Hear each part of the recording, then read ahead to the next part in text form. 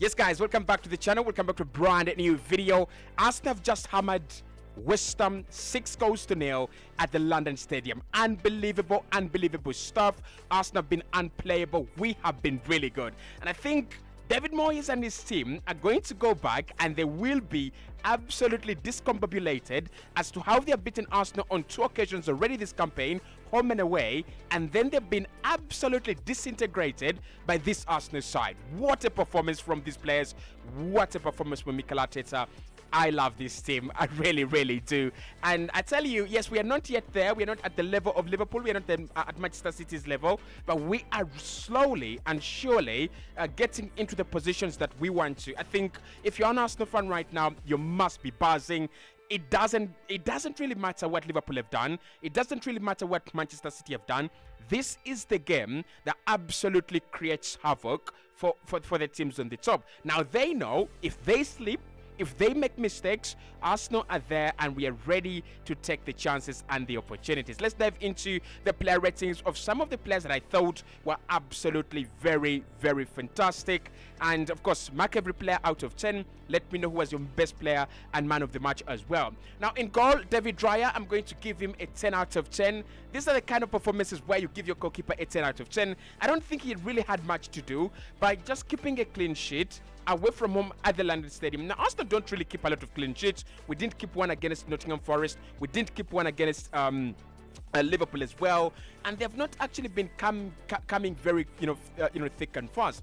We concede not very many goals, but we almost concede every single game. And then you can see it on the table. Arsenal played around 23 or 24 games, and we've conceded around 22 games. And those goals are not coming in 1 or 2 games. They're coming almost each and every game. So David Raya in goal today, I thought he was superb. I thought he was good. His distribution as well. He made the job simple. I mean, when players are playing in front of a goalkeeper they trust, it's almost something very, very different. So I like the way he displayed himself today. David Raya, I give him a 10 out of 10. The first time I've given him a 10 out of 10 this campaign. Okay, let's get into the fullbacks and the defenders. Let's start off with the 2 centre backs, Saliba and Gabriel.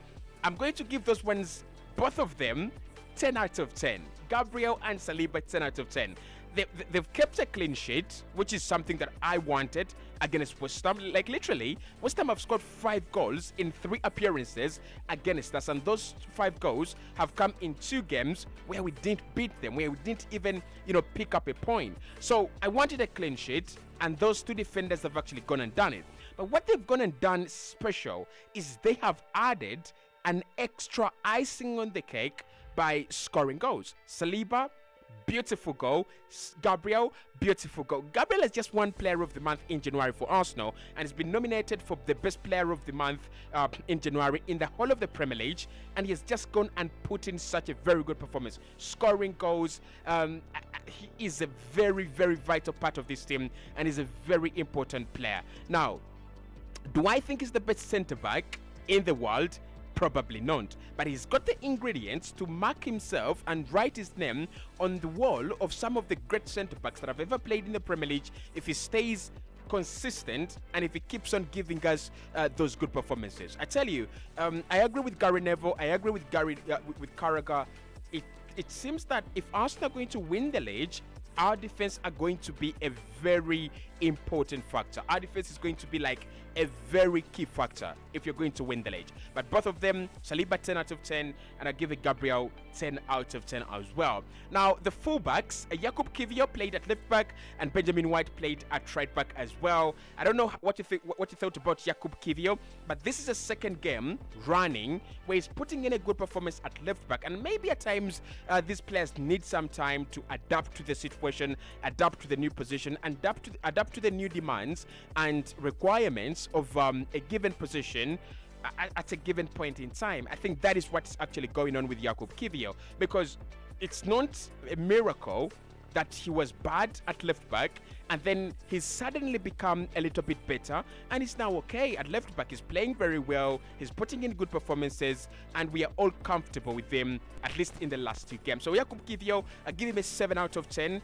Good game, really, really good game. At right back, Benjamin White, I'll give him a 7 out of 10 as well. Again, one of those performances where I've seen Ben really involved in the final third. He's got to get his flowers. 7.5 out of 10. Not 7, but 7.5 out of 10. I'll give him that extra bit more than Jakub Kiwior. I think Kiwior and his role, of course, dictated that he doesn't go, as maybe forward as much.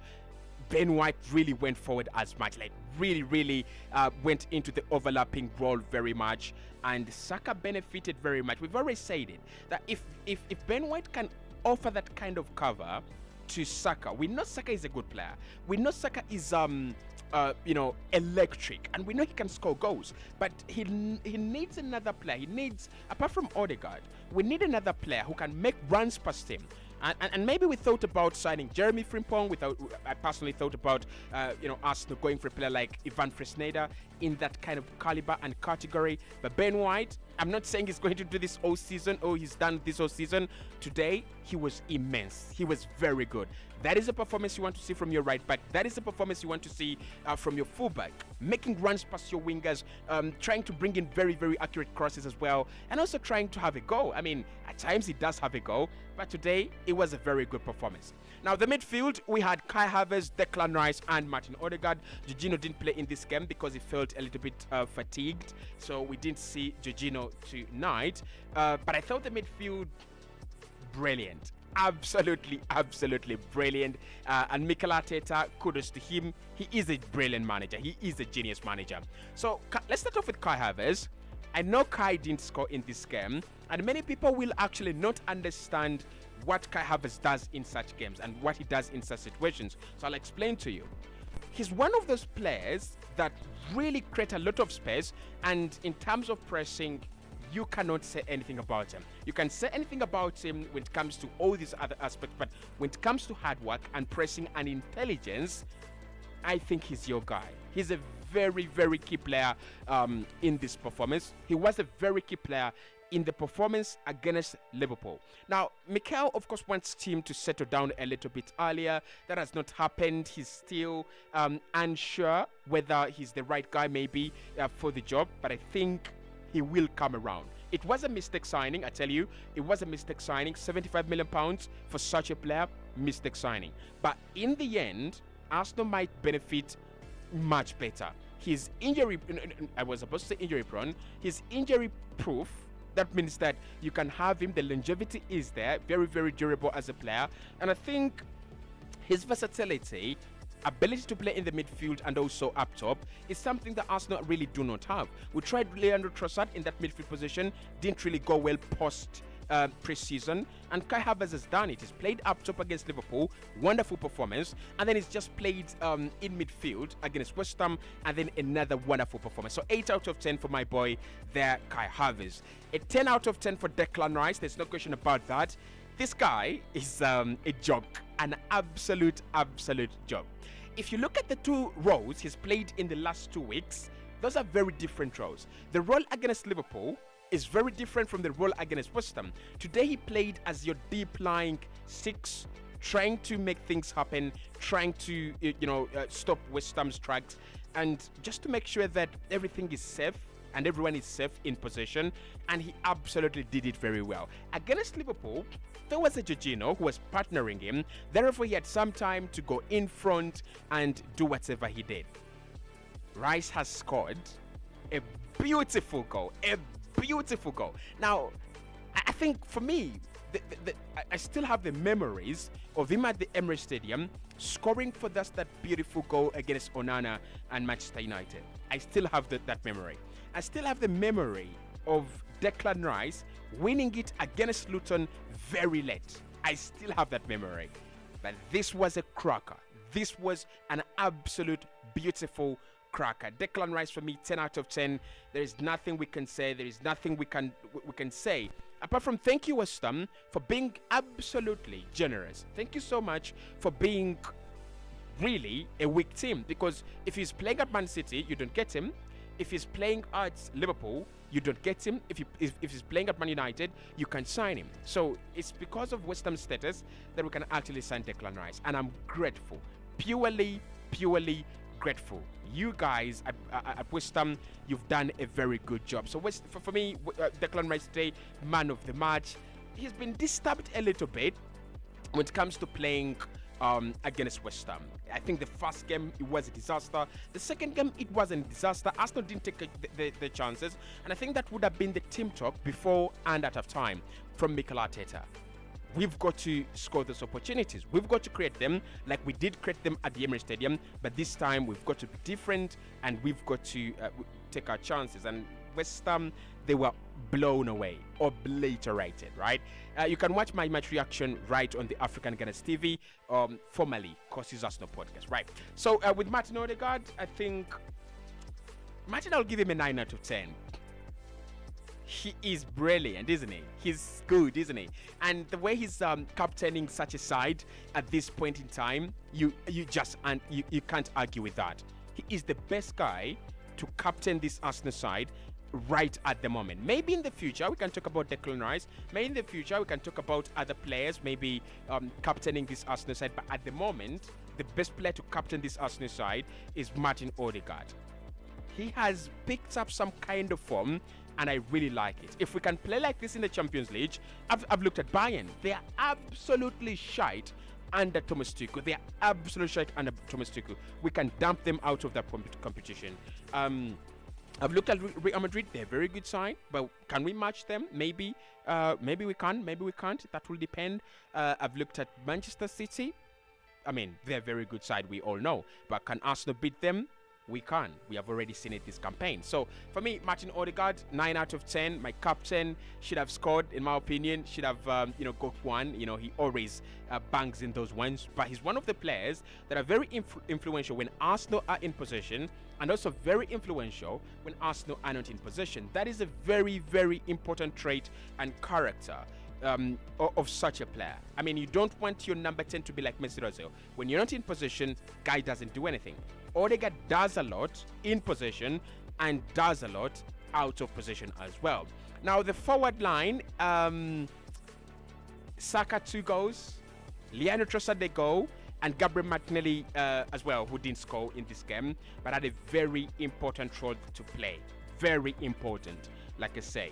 And in games like this, your wingers are always going to be very, very important. They're always going to be under a lot of pressure, and they're going to be under a lot of scrutiny. The other opponents will always focus on your wingers because those are the magic creators. And today, SAKA got away with it. Gabriel Martinelli didn't get away with it. So with Gabriel Martinelli, we'll give him a 7 out of 10. Not a bad performance. Not a bad performance at all. I think it's a collectively very good performance. But I think with Martinelli, he misses Zinchenko sometimes. Zinchenko, down that left-hand side, he is a guy that plays the ball into Gabriel Martinelli's path a lot of the time. Really a lot of the time. But 7 out of 10, don't think it was a bad performance. Leandro Trossard, again, playing at the false 9. Now, at times I don't understand Mikel Arteta. There are times when he plays Trossard, and last season he's played Trossard in that false 9 or number 9 position, and it's actually done well. And then this season, we wanted a number 9. There are times where we wanted number 9. Gabriel Jesus is injured and all that, and Trossard isn't playing and is trying to fidget him in the number 8. And I'm like, dude, what are you trying to do? You have a number 9 that has proven to you that he can actually do the job. And I think Trossard has done the job. He's scored, and he's created space for other players to score as well. So Trossard, for me, 9 out of 10. A 10 out of 10 for Bukayo Saka. He can be man of the match for me if you want to give it to him. Young, the youngest Arsenal player to get 50 to score 50 goals, right? That is interesting. But also, the brace has been really important for him as a player. I think he's one of the players, and collectively as a team, by the way, we are trying to pick up our form in the second half of the season rather than in the first part of the season. And that is very important because titles and silverware are decided in the second part of the campaign, not in the first part of the campaign. And that's why Manchester City win the title every single God-given season, because they are very good in the second half and they are not very good in the first half. It doesn't really matter. As long as you can keep yourself in the title race, it's okay. But can you go 10 games unbeaten? just W's, just wins, right? 10 games, wins in the second part of the season. I think Arsenal can do that. We have now won 4 in 4. We have Chelsea coming up, Burnley coming up. Those could be six wins in 6 games if Arsenal can actually do that. If we have beaten Liverpool, we should be able to beat Chelsea. For me, it's as simple as that. If we have beaten Liverpool, Arsenal should be able to beat Chelsea. It's as simple as that. It's a no-brainer. So let me know what you think about the performance from the boys. Mikel Arteta, 10 out of 10. He's done an absolutely incredible job.